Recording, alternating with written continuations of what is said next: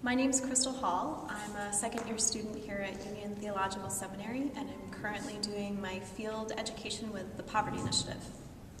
You gave a brilliant presentation earlier this morning, and I was hoping you could talk about the asset bubble concept that you dealt with. Sure. So a great example of an asset bubble is the housing market that collapsed in 2008. Before the collapse, the housing market was going up and up and up and up, and housing prices were increasing, and people were taking out more and more mortgages in order to pay for the more and more houses that were being bought. And many of those mortgages were called subprime mortgages, which means they went to lenders that didn't have a substantial enough credit history to really be taking out a mortgage, and so they were considered much more risky. And so that's why they're called subprime.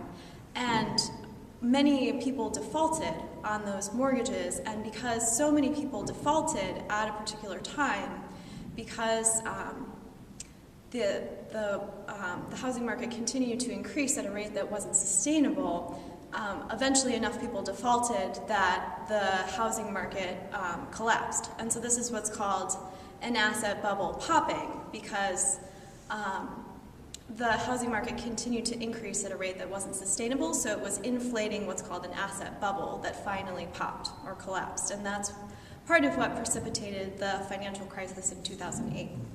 You made a really interesting link talking about student loans and the sort of student loan bubble coming, and how 40%, I think was the number, are being actively paid off.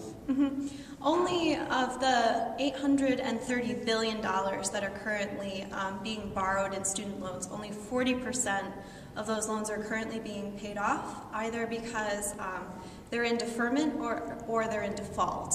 And so this means that currently, because there's such a large amount of student debt, $830 billion compared to the credit card market, which is at $127 billion, meaning that student loans are actually a larger credit market than credit cards.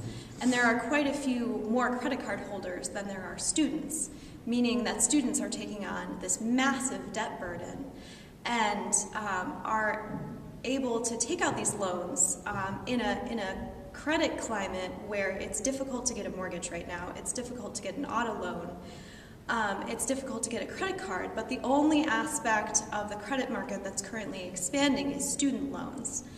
And because this credit market is expanding at such a high rate, it's in many ways being compared to the housing bubble that popped, because it's such a large credit market that continues to expand at a time when it's not financially sustainable.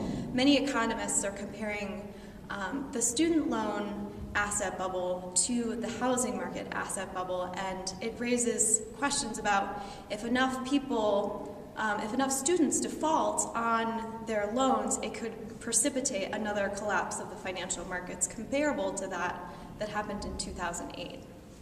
Thank you very much. Sure.